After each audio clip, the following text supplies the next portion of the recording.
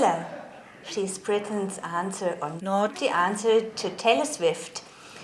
And she has written not only I Love It for Icona Pop, but just released her new album, Sucker.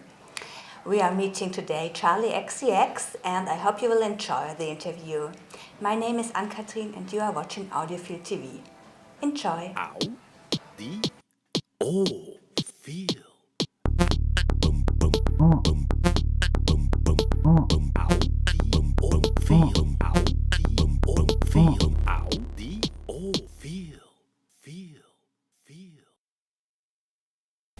Hello, Charli. Does anybody call you Charlotte? No, no one calls me Charlotte, not even my parents. Everyone calls me Charli. Do you think Katy Perry is still convinced that you are a good choice to open her shows because you could be the main act and not the opening act? I mean, I think that Katy Perry and I are on very different levels of our careers. I mean, she's had multiple hits all around the globe, and I'm very happy to be opening for her. It's going to be great, and I can't wait to do my own headline tour in Europe too. That's going to be really exciting for me. You do have, or your mother is from India.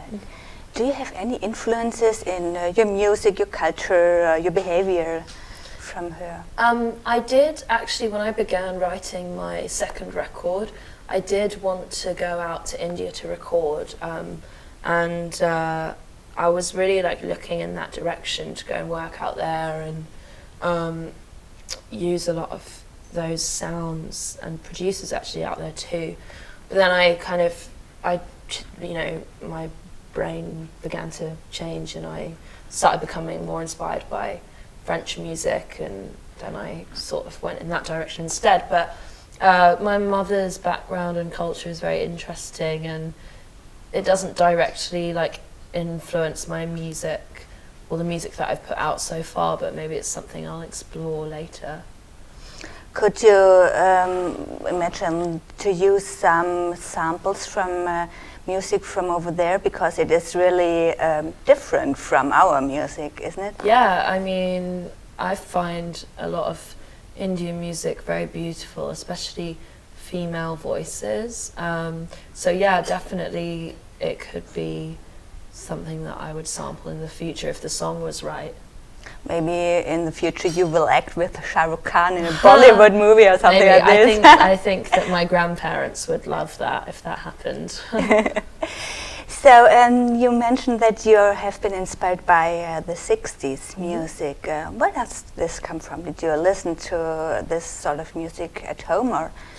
I think I was always a big fan of Serge Gainsbourg, and when I started working on my second record, I began to look outside of just his own catalogue as an artist, and at his work as a songwriter for other artists, in particular the pop girls like France Gall and Brigitte Bardot and others. And I really loved the shouty kind of young girl gang vocal style of those songs, and I began to really become inspired by not only the music but the idea and the weird kind of sexuality behind those artists, and that was very inspiring to me when I began working on the record, both sonically and visually actually. Because France also does have a huge punk scene. Yeah. So this is a perfect match, or a perfect combination maybe for you. Well, what's funny is that I was really into that song by, he's not punk, he's kind of I think looked upon as the plastic punk, Plastic Bertrand, the song that goes, ooh, that big song, I can't remember the name of it. I was kind of into that for a while, which I think is it's not punk at all. It's actually kind of really bad, I think, to say that you like that song. I think it's cool, but I was more inspired by the Vibrators and the Sex Pistols, and also later the Ramones as well for this record.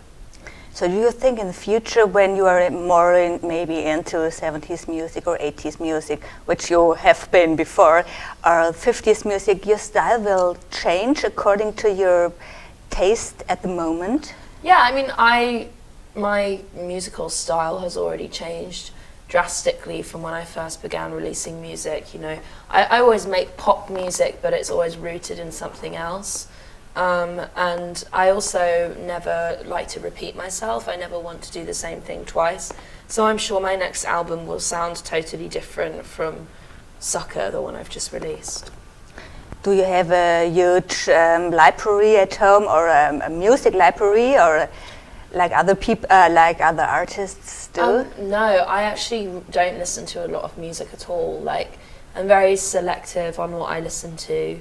And I don't really know much about like music in terms of artists. I just know what I like, and I listen to that on repeat, really. And I try not to listen to too much music whilst I'm making records, because it influences me too much sometimes. So I kind of just always end up listening to my own stuff. And thanks God we have CD player or iPod, so we can repeat, because in the times of vinyl, you always had to get up and put the needle. Yes.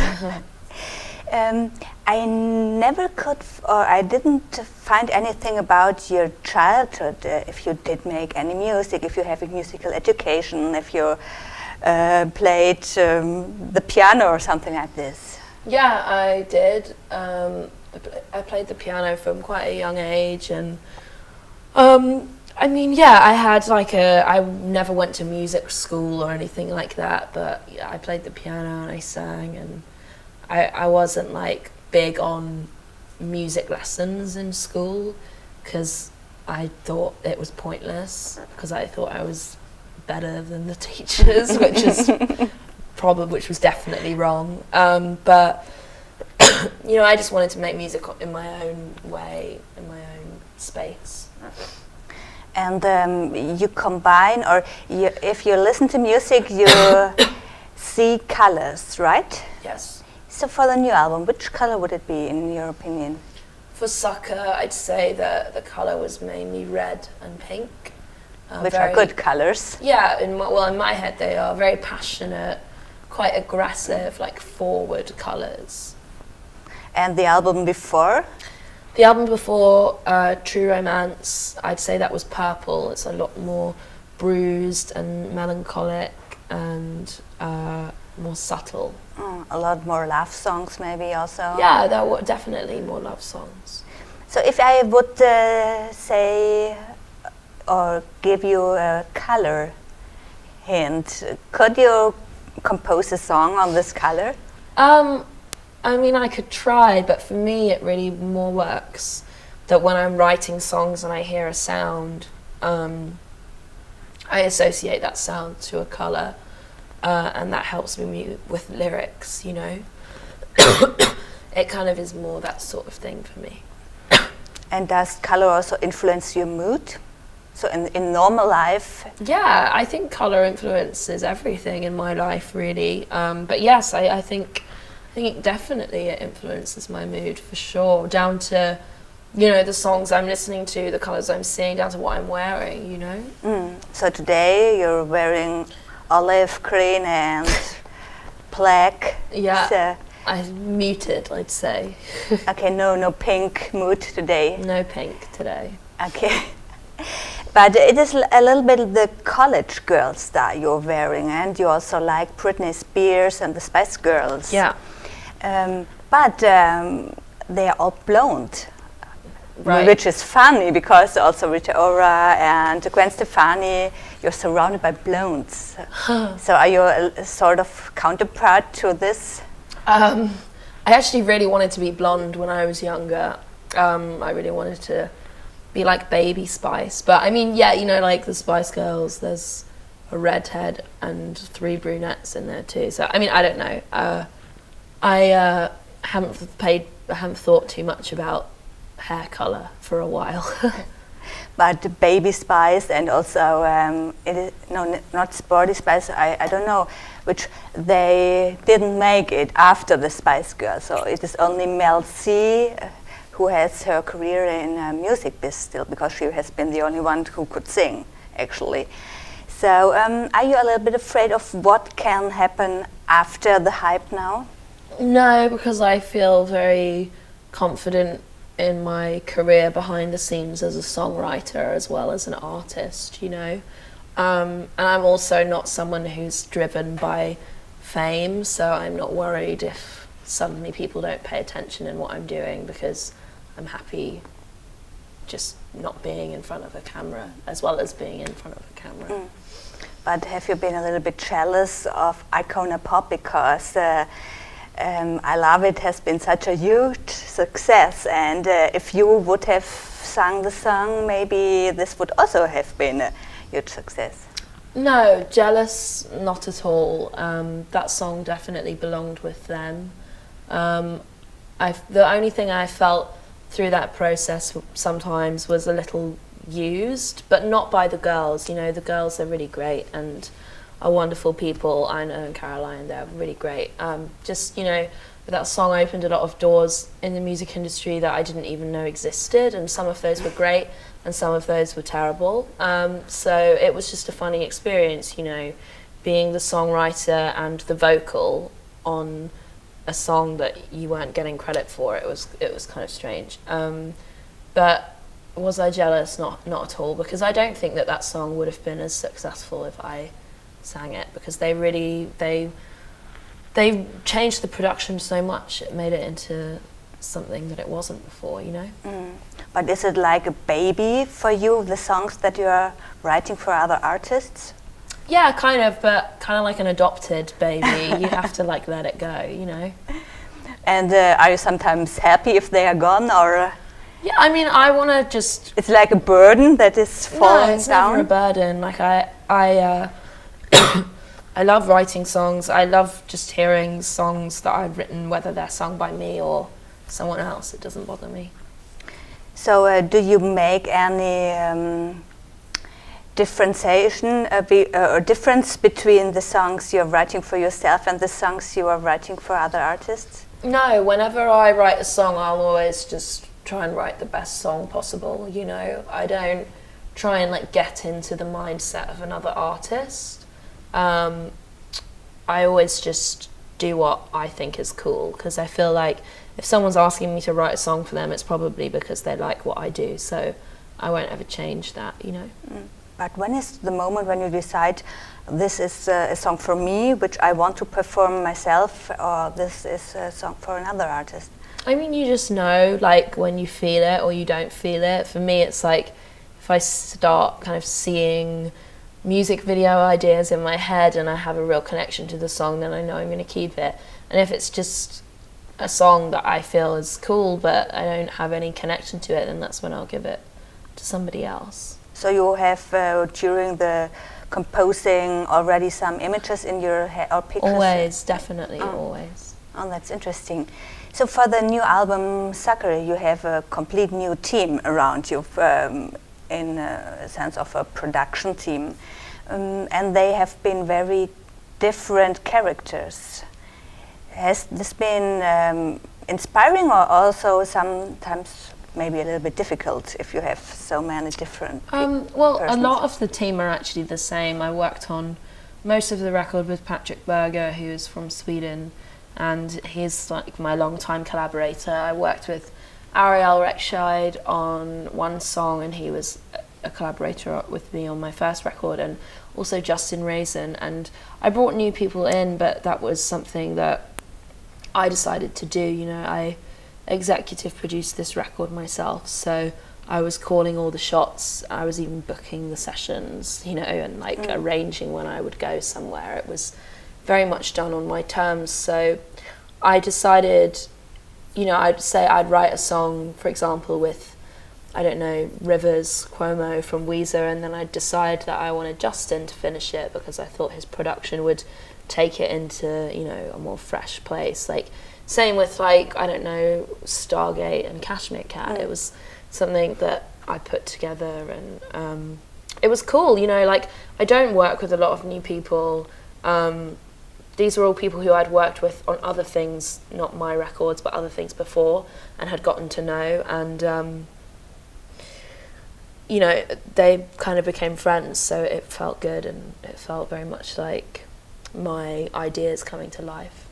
But it has not been that you have all been sitting around a table for all the songs, but only for one song you had the one collaborator, and for the next song the other.